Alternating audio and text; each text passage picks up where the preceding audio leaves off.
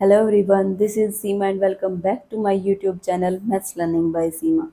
Dear students, today we will discuss about the topic quadratic equation. आज हम पढ़ेंगे quadratic equation. वैसे तो ये टॉपिक हमारा क्लास 10th में आता है.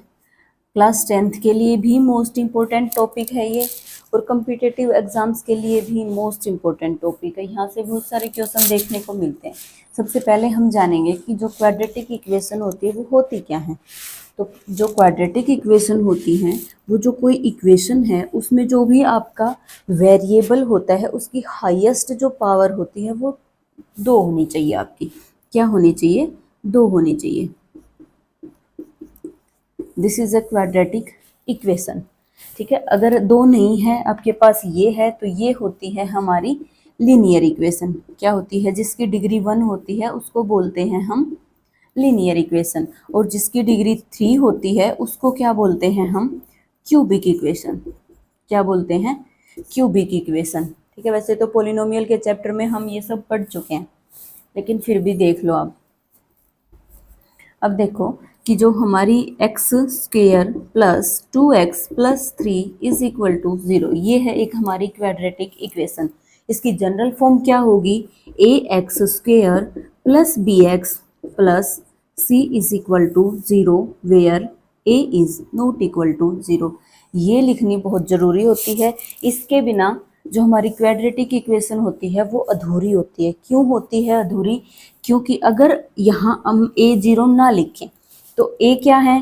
कोई भी कांस्टेंट रियल नंबर होते हैं. ये a b और c कांस्टेंट रियल नंबर होते हैं. तो a तो को हम अगर 0 लिख दें, क्या लिख दें? 0 लिख दें तो क्या आएगा? बी एक्स प्लस सी और ये क्या होगी? हमारी लीनियर इक्वेशन बन जाएगी. क्योंकि जिसकी डिग्री वेरिएबल्स की डिग्री 1 होती है वो होती है हमारी लीनियर इक्वेशन. इसलिए ये लिखना बहुत ज़रूरी होता है ताकि हम ये कन्फ्रेंस कर सकें कि ये जो है a x square a non zero है तो ये जो है हमारी इक्वेशन ये क्वाड्रेटिक इक्वेशन है. आया समझ में? देखो एक एग्जाम्स में कई बार आपके पास क्वेश्चन आते हैं जैसे a x square plus b x plus C is equal to 0. आपको ये दिया हुआ नहीं होता है कि ए है जो आपकी नॉन ज़ीरो है, सिर्फ इतना होता है आपके पास. ठीक है, और आपसे कहा जाता है यही नहीं कोई और जैसे 3x square plus 4x plus सी इस टाइप की इक्वेशन की फॉर्म होती है ना ये. ठीक है, इसको छोड़ो, आप यहाँ आओ. आपके पास ये इक्वेशन गिवन है, इसमें आपको बोला जाता है कि ये बताओ कि इसकी डिग्री कितनी है. इसकी डिग्री कितनी है? तो इसकी डिग्री कितनी होगी? आप लिखोगे 2, लेकिन आंसर होगा गलत. क्यों होगा गलत? क्योंकि इसका आंसर जो है वो आएगा लेस देन इक्वल टू 2. क्योंकि इसकी डिग्री जो है वो लेस देन इक्वल टू 2 होगी. अगर a0 नहीं है तो इसका मतलब तो 2 है और अगर a जो है वो 0 है तो इसका मतलब जो है 1 है. लेस देन इक्वल टू 2 का मतलब क्या होता है कि 2 और 2 से कम इसकी डिग्री होगी. 2 और 2 से कम यानी कि 0 डिग्री भी हो सकती है, 1 भी हो सकती है और 2 भी हो सकती है. ठीक है, ऐसे ही अगर ये तो दे दिया लेस देन इक्वल टू 2, उसके साथ साथ आपको ये तो देना और आपको दे दे कि b is not equal to 0, कि b 0 नहीं है. a का हमें अता पता ही नहीं है कि a 0 है या नहीं. अगर मैं a 0 लूं तो क्या आएगा? देखो B x plus C is equal to 0. ये इक्वेशन बन चुकी है हमारी. यहाँ मैं लिख सकती हूँ b is not equal to 0 क्योंकि ये तो गिवन है. ठीक है, तो हमारी क्या बन चुकी है? Linear equation. इसकी डिग्री अगर मैं कहूँ तो आएगी 1. क्या आएगी? 1 आएगी. तो यहाँ क्या आएगा कि ऐसी कोई सिचुएशन हो आपके पास और कहा जाए कि आप इसकी डिग्री बताओ कितनी होगी, तो वहां लेस देन इक्वल टू 2 नहीं आएगा. नहीं, वहां आएगा आपका या तो 2 होगी या फिर होगी 1. अगर a0 नहीं लेते हैं तो हो जाएगी 2. अगर a0 है तो 1 होगी. क्यों होगी? क्योंकि यहाँ क्या है? हमारा 1 है और b हमारी 0 नहीं है. आया समझ में? अगर ये भी गिवन ना हो ना तो हम लिख सकते हैं लेस देन इक्वल टू 2. उसके बाद तो 0 भी हो सकते हैं. इसका मतलब यही होता है कि 1 भी हो सकती है, 2 भी हो सकती है और 0 भी हो सकती है. आया समझ में? ये एग्जाम में बहुत बार क्वेश्चन देखने को मिलता है. उसके बाद कुछ हम देखते हैं इक्वेशंस को, क्या ये इक्वेशन हमारी क्वाड्रेटिक है या नहीं है। 2x-3, ये देखो क्या आपकी क्वाड्रेटिक इक्वेशन है। कैसे पहचानोगे, x है, डिग्री 2 दिख रही है तो कह दोगे कि क्वाड्रेटिक इक्वेशन है। ठीक है, हो भी सकता है और नहीं भी हो सकता, चेक करके देखो। इसको खोलो, कितना आएगा, x² + 4 - का 4x। फॉर्मूला बनेगा a - b का whole square, a² + b² - 2ab। आ गया। उसके बाद 1 = 2x - 3, ये x² लिखा यहाँ। उसके बाद ये तो है -4x और ये है हमारा, इस साइड आएगा कितना आएगा, का 2x, यहाँ हो जाएगा -6x। ये भी हो चुका, ये भी हो चुका। ये क्या है, 4 और 1 5, और इस साइड लेके आएंगे इसको, कितना आ जाएगा, 8 = 0। ये बताओ फाइनल है ये। यहाँ से चेक करो कि क्या आपकी क्वाड्रेटिक इक्वेशन है। देखो ये जो है हमारी वेरिएबल, उसकी हाईएस्ट पावर कितनी है, 2। इसका मतलब ये हमारी क्वाड्रेटिक इक्वेशन है। ठीक है, कुछ और एग्जांपल लेके देखते हैं जहां नहीं होगी। x + 1 + 8 = x + 2 और x - 2।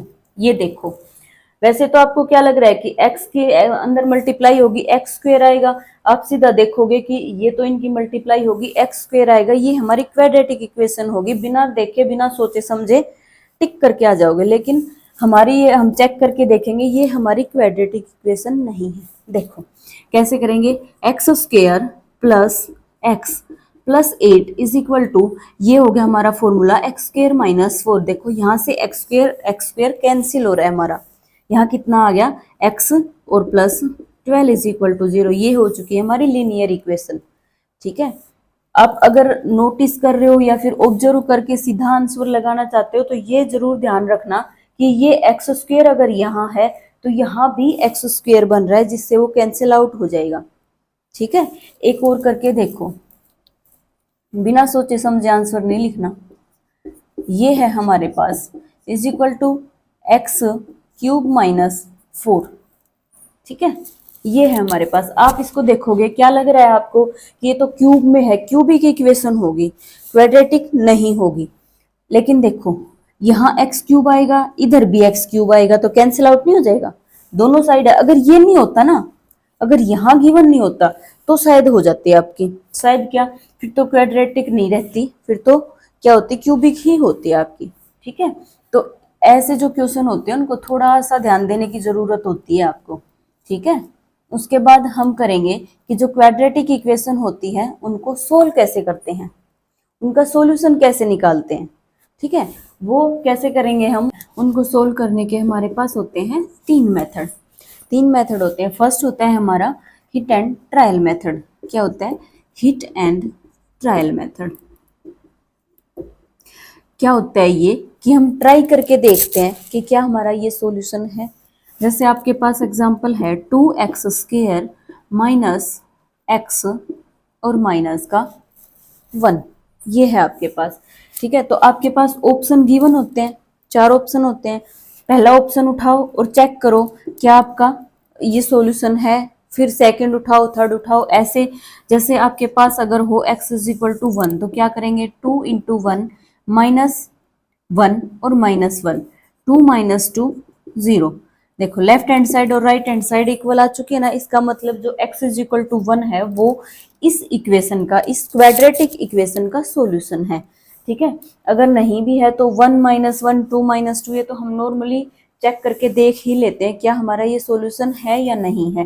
ठीक है, जो सेकंड मेथड होता है वो होता है फैक्टराइजेशन मेथड, जिसके अंदर हम फैक्टर करते हैं।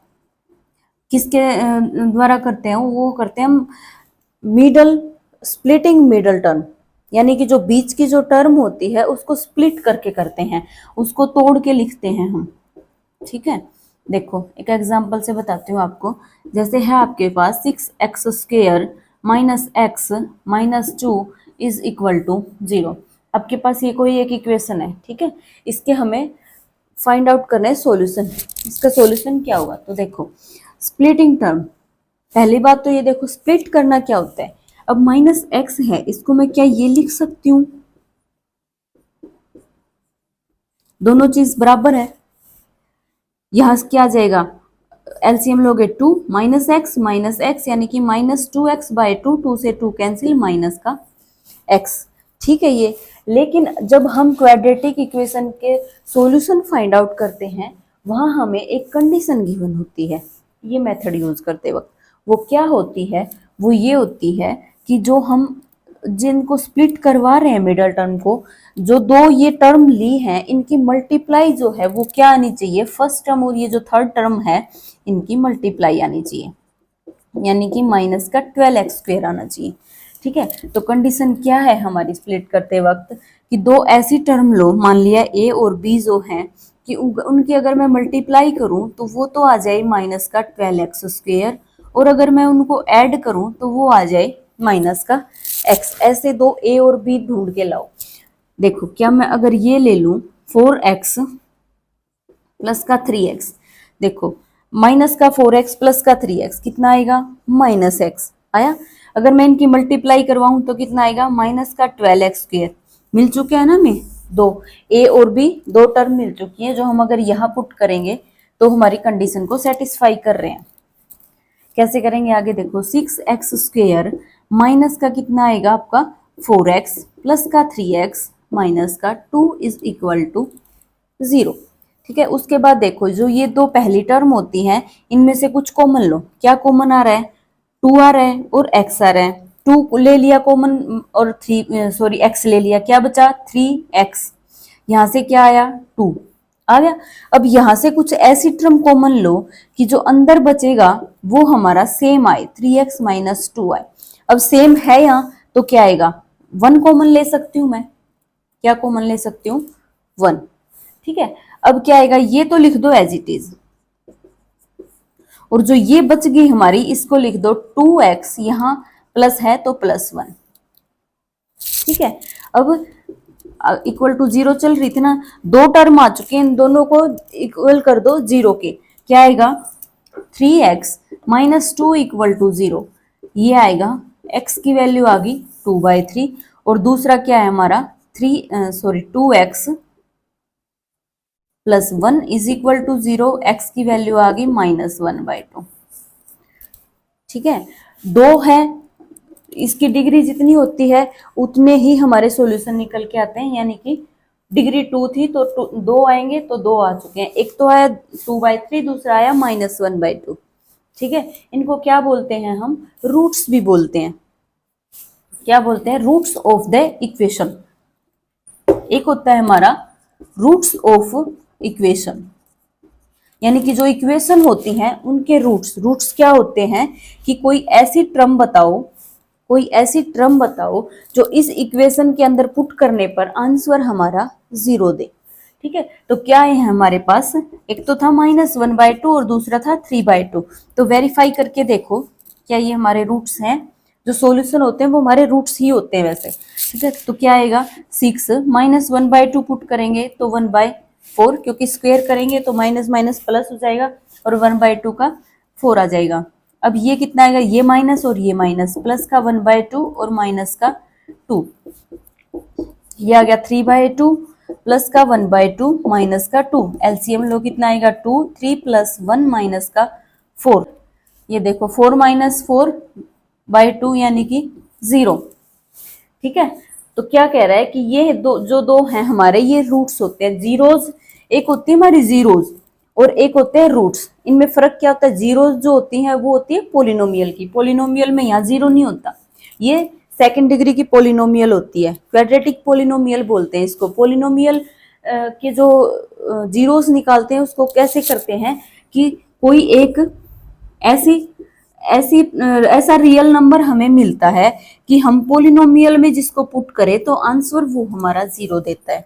ठीक है, वो इक्वल टू 0 नहीं होता। हम कहते हैं कि जीरोस तब मिलेंगी जब कोई भी एक रियल नंबर हमें ऐसा मिल जाए कि हम पोलिनोमियल के अंदर पुट कर दें और आंसर क्या जाए हमारा 0 आ जाए, तो जो हमें रियल नंबर मिला है वो उस पोलिनोमियल की जीरोस है। आया समझ में, जीरोस और रूट्स में कंफ्यूज नहीं होना।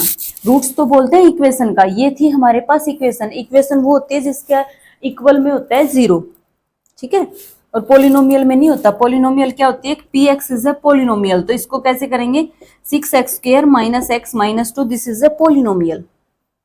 आया समझ में, कंफ्यूज नहीं होना।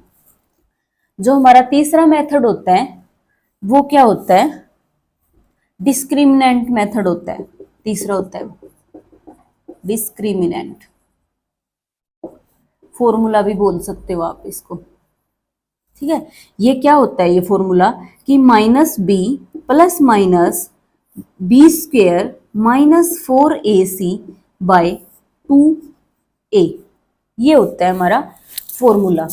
क्या होता है, -b + -b², किस लिए होता है, क्योंकि हमारे पास क्या होती है equation, ax² + bx + c = 0, a is not equal to 0, ठीक है। ये होती है हमारी इक्वेशन जिसका फॉर्मूला क्या होता है रूट्स निकालने का, -b + -b²। ये जो होता है ना हमारा, ये होता है डिस्क्रिमिनेंट। इसको ऐसे भी लिख सकते हो, जिसको d से डिनोट करते हैं, -b + ये और बाय 2a, ठीक है। ये जो डिस्क्रिमिनेंट होता है, इससे जो रूट्स होते हैं, किस टाइप के रूट मिलते हैं हमें, जो नेचर होता है, हम आगे जाके वो भी देखेंगे। इससे वो इस डिस्क्रिमिनेंट से फाइंड आउट करते हैं हम कि किस टाइप का नेचर होगा, ठीक है। देखो हम क्या एग्जाम्पल था हमारे पास, 6x² - x - 2 = 0, ये एग्जाम्पल था हमारे पास। इस फॉर्मूले से देखते हैं क्या है, -b, पहले तो कंपेयर कराओ इस इक्वेशन से, ax² + bx + c = 0, a where a is not equal to 0, a हमारी नॉट इक्वल टू 0 है, यानी कि क्वाड्रेटिक इक्वेशन है ये। तो देखो a क्या होगी 6, b क्या है -1 और c क्या है -2, ठीक है। अब देखो -b, एक b क्या है -1 है, माइनस माइनस प्लस, फिर प्लस माइनस b² कितना है -1 है, ये -1 का स्क्वायर करेंगे 1 - 4a कितना है 6 और ये कितना है c, प्लस का हो जाएगा क्योंकि ये एक माइनस आगे है, एक ये है हमारा, प्लस हो जाएगा। कितना आएगा देखो 8 और ये 6 48, यहां लिख सकती हूँ 48/2 × 6 यानी कि 12। आया समझ में, क्या हुआ कि b² लिखा तो b -1 था, स्क्वायर किया तो आया 1, प्लस माइनस सॉरी यहां करते हैं, b² आया 1, उसके बाद क्या करेंगे, माइनस था हमारा, माइनस था एक आगे 4 और एक है ये, और एक था हमारा माइनस ये माइनस और ये माइनस दोनों मिलके हो गए प्लस, और ये आएगा 48, नीचे आएगा 12। अब देखो क्या होगा आगे, ये था हमारा 1 प्लस माइनस 49, और 49 का जो रूट होता है वो कितना होता है 7, ये आया 7, ये आया बाय 12, 8/12 और कितना आएगा -6/12। तो ये तो करेंगे कितना आएगा 4/2/3, ठीक है। और ये कितना आएगा -1/2। आया समझ में, इससे भी हम फाइंड आउट कर सकते हैं। कई बार ये होता है कि फैक्टर मिल नहीं पाते हमें, ठीक है। एक एग्जांपल बताती हूँ आपको, जहां जो चीज आसान लगे वही अप्लाई करते हैं। जैसे आपके पास एक एग्जांपल है 3x² - 2√6 + 2 = 0। देखो ऐसे तो मुश्किल नहीं है इसके रूट फाइंड आउट करना, लेकिन फिर भी देखो थोड़ा सा रूट आ गया तो कॉम्प्लिकेटेड लग रहा है आपको कि कॉम्प्लिकेटेड है। वैसे तो क्या आएगा इसके फैक्टर हम करें तो माइनस का √6x और माइनस का √6x, माइनस का 2√6x हो जाएगा, और मल्टीप्लाई में क्या है √6 की करेंगे 6 माइनस माइनस प्लस और x² यानी कि 6x²। लेकिन अगर इससे करेंगे तो देखो फिर माइनस का b, पहले तो देखो a कितनी है 3, b कितना है माइनस का 2√6 और जो c है वो है 2। b² क्या है हमारा formula -b² - 4ac/2a minus b, एक माइनस ये और एक ये 2√6 plus minus b² B square कितना आ जाएगा, माइनस माइनस प्लस हो जाएगा, 2 का 4 और ये 6, 24। उसके बाद माइनस का, एक तो है आगे माइनस, ये है 4, ए कितना है 3, बी सी कितना है माइनस सॉरी 2 है, 2 कितना आ गया 24 ही आ गया ना, ये 24 बाय 2 इंटू 3 यानी कि 6। आया समझ में? यहां से हो जाएगा 0, 2√6 और नीचे आ जाएगा 6, तो इससे क्या कर देंगे 2/√6। ये होंगे, ये जो है हमारे दोनों ही होंगे सेम होंगे, 2/√6।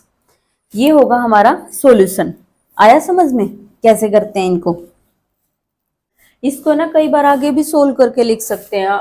बाय द वे आपका आंसर ये ना हो, ऑप्शन में ना हो तो क्या आएगा, देखो 2√6 है, इसको क्या लिख सकते हैं √3 और √2 लिख सकते हैं 6 को। उसके बाद इससे इसको कैंसिल करेंगे तो कितना आएगा √2 आएगा ऊपर, नीचे आएगा √3। आंसर हमारा ये भी हो सकता है, वो आप देखो आंसर दोनों ठीक है। ऑप्शन में अगर ये है तो ठीक है, अगर ये है तो आप इसके साथ जाओगे। ठीक है, आया समझ में? अब देखेंगे कि क्वाड्रेटिक इक्वेशन जो होती है इनके जो रूट्स होते हैं उनके नेचर देखेंगे, नेचर। और वो नेचर किससे देखेंगे, डिस्क्रिमिनेंट से देखेंगे। क्या है हमारा डिस्क्रिमिनेंट, b² माइनस 4ac।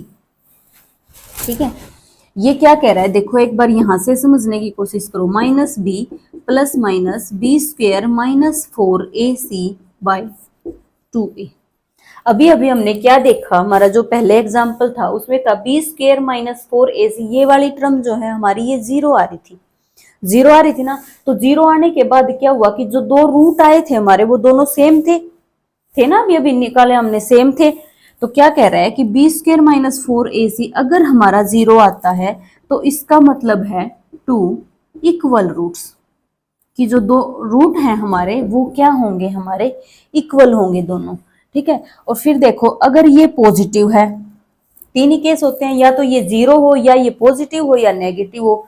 0 होगा तो दोनों जो रूट है हमारे वो इक्वल आएंगे। उसके बाद ये अगर पॉजिटिव है, b² माइनस 4ac अगर हमारे पास पॉजिटिव है, अगर ये पॉजिटिव है तो क्या आएगा, देखो जो रूट है हमारे वो दोनों आएंगे रियल। पहले देखो नेगेटिव का, अगर ये नेगेटिव है तो क्या आएगा √ नेगेटिव, यहाँ कुछ भी हो, ये क्या बन गया, जो -1 होता है ये होता है हमारा आयोटा बोलते हैं, और ये होता है एक इमेजिनरी नंबर। ठीक है, इमेजिनरी नंबर होता है, तो इसको हम बोलते हैं कि नॉट रियल, कॉम्प्लेक्स नंबर होता है ये। ठीक है, यहां बोलते हैं कि नॉट रियल रूट्स, कि ऐसी अगर सिचुएशन होगी ये कि b² माइनस 4ac हमारा नेगेटिव आ रहा है तो इसका मतलब क्या है, जो रूट्स हैं वो रियल नहीं होंगे, और अगर पॉजिटिव आ रहा है तो इसका मतलब रूट जो है वो रियल होंगे। ठीक है, आया समझ में? हमारे पास तीन कंडीशन होती है, एक तो क्या होती है कि b² माइनस 4ac अगर 0 हो, अगर 0 हुआ तो देखो ये 0, तो रूट क्या आ गए -b/2a। तो क्या है कि क्वाड्रेटिक इक्वेशन के दो रूट होते हैं, दो रूट होंगे तो ये दो आएंगे, सेम आएंगे दोनों। ठीक है, उसके बाद क्या कहता है कि जो हमारा अगर पॉजिटिव होगा तो इसका मतलब क्या होगा, जो दो रूट होंगे वो दोनों के दोनों रियल होंगे। और अगर ये नेगेटिव आ रहा है हमारा b² माइनस 4ac, इसका मतलब √ में नेगेटिव आ रहा है तो आयोटा की टर्म में जाएगा, तो वो रियल नहीं रहेगा, फिर कॉम्प्लेक्स की टर्म में चला जाता है। तो यहाँ हम कहेंगे कि नॉट रियल रूट्स, कि जो दो रूट होंगे वो रियल नहीं होंगे आपके। आ रहा है समझ में? ऐसे निकालते हैं हम नेचर ऑफ द रूट। यहाँ एक चीज और देख लो आप, आपके पास क्वाड्रेटिक इक्वेशन है और उसका एक रूट आपको दिया हुआ है, तो दूसरा रूट आप कैसे फाइंड आउट करोगे? 2x² माइनस x माइनस 1, ये ली थी हमने अभी अभी। ये एक इक्वेशन है हमारे पास, क्वाड्रेटिक इक्वेशन है। ठीक है, एक रूट या तो ये लगा लो कि गिवन हो, या फिर हम हीट एंड ट्रायल मेथड से हमने निकाल लिया हो। क्या है हमारा -1 इज इक्वल टू 0, यानी कि x इज इक्वल टू 1 जो है वो इसका एक रूट तो मिल गया, हमें दूसरा निकालना है। तो क्या होता है हमारे पास, देखो बहुत इंपॉर्टेंट है, क्यूबिक में भी काम आता है आपका। देखो कैसे फाइंड आउट करते हैं हम, कि जो हमारे ये कोफिशिएंट होते हैं उनको हम लिखते हैं, और कोफिशिएंट इस हिसाब से लिखने होते हैं हमें कि पहले एक्स स्क्वायर का, फिर एक्स का, फिर हम लिखेंगे कांस्टेंट का। अगर हम इस टाइप से अगर क्यूबिक के निकाल रहे हैं, क्यूबिक का अगर हमें एक रूट मिल जाता है तो हम दो जो अदर रूट होते हैं उनको भी निकाल लेते हैं। तो क्यूबिक में होगा तो यहाँ लिखेंगे जो एक्स क्यूब का जो फैक्टर होता है, सॉरी कोफिशिएंट होता है वो, फिर एक्स स्क्वायर का। अगर बाय द वे आपके पास ये होता है एक्स स्क्वायर -1, तो क्या लिखते, कोफिशिएंट पहले लिखो एक्स स्क्वायर का, लिखा एक्स का कोफिशिएंट नहीं है इसका मतलब 0 और फिर 1, आया समझ में। लेकिन यहाँ है कोफिशिएंट तो क्या करेंगे, -1, ठीक है। उसके बाद देखो ऐसे लगाओ, यहाँ थोड़ा सा स्पेस देना है आपको ताकि लिख ले हम। ये 1 रूट है, जो रूट होता है ना हमारा वो लिखेंगे हम यहाँ, ठीक है। यहाँ 2 स्पेस, और जो ये 2 है हमारा इसको उतार लो एज इट इज, ठीक है। इसकी और इसकी करवा दो प्रोडक्ट, ये आएगा, यहाँ लिख दो 2, फिर इनकी करवा दो एडिशन, यहाँ कितना आएगा 1 आया। अब इसकी और इसकी प्रोडक्ट करवा दो, 1 × 1 1, अब इनको ऐड कर दो, कितना आया 0, ये होता है हमारा रिमाइंडर, ये डिवीजन मेथड होता है, ठीक है। ये होता है हमारा रिमाइंडर, 0 रिमाइंडर आ गया तो 0 रिमाइंडर आ गया, जो बच रहा है उसका, इसका मतलब तो ये क्या है हमारे पास रूट है जी, इसका अगर हम यहाँ इससे डिवाइड करवा रहे हो और यहाँ 0 आ जाता है इसका मतलब ये रूट है, ठीक है। तो क्या आएगा, अब जो बच गई वो देखो क्या आएगा, 2 है, इसके साथ लिख देंगे x, और ये 1 है, 0 लिख देंगे। जो बच गया ना उसको इस टाइप से लिख देंगे कि पहले अगर हम क्यूबिक का करवा रहे होते ना तो यहाँ लिखते 2x² फिर x करते, ठीक है। अब देखो हमारे पास क्या आया, 2x is equal to -1, x is equal to -1/2, जो दूसरा रूट है हमारा वो आ चुका है -1/2। इसके अंदर पुट करके देख लो आपका आंसर ठीक आएगा, ये आएगा 1/4 और ये आएगा -+1/2 और -1, ठीक है। ये कितना आ गया 1/2, 1/2 1/2 1 और -1 0, आया समझ में। ऐसे निकालते हैं हम, अगर आपको एक रूट पता है या फिर आप हिट एंड ट्रायल मेथड से उसको फाइंड आउट कर रहे हो तो एक क्यूबिक का देख लो आप, यहाँ ये जो डिवीजन मेथड है ना ये आपको आसानी से समझ आ जाएगा, x² - x³ - x² प्लस का x और माइनस का 1, ये देखो 1 पुट किया, इससे ये 0 यानी कि 1 आपका रूट है। अगर 1 रूट है तो देखो एक रूट मिल गया ना हमें, उसको यहाँ लिखेंगे, x³ का कोफिशिएंट 1, x² का -1 और इसका है 1 और ये है -1, कोफिशिएंट लिखेंगे, ठीक है। और ऑर्डर में लिखेंगे वो भी, ये बिल्कुल नीचे स्पेस दिया, एज इट इज उतारा, ये उतारा, ये नहीं ये उतारा है एज इट इज, फिर इसकी और इसकी करवाई मल्टीप्लाई, यहाँ लिख देंगे 1, अब इनका करवाएंगे ऐड तो 0, अब इसकी और इसकी मल्टीप्लाई करवाएंगे, ये कितना आएगा 0, इनको ऐड करेंगे आया 1, इसकी और इसकी मल्टीप्लाई करवाएंगे 1 × 1 1 और यहाँ आ गया 0, ठीक है। तो हमारे पास क्या बन चुकी, ये x³ में था, एक छोड़ के लिखेंगे x² प्लस 0 x प्लस का 1 इज इक्वल टू 0, इसको लिख सकते हैं x² plus 1 is equal to 0, यानी कि x² इज इक्वल टू -1, इसके आएंगे इमेजिनरी रूट आएंगे, ठीक है। मेथड देख लो आप, मेथड होता है आपका ये, आ रहा है समझ में। आई होप आपको समझ आ गया होगा। अगर वीडियो अच्छी लगी हो तो लाइक करना, शेयर करना और कमेंट करना। Thank you.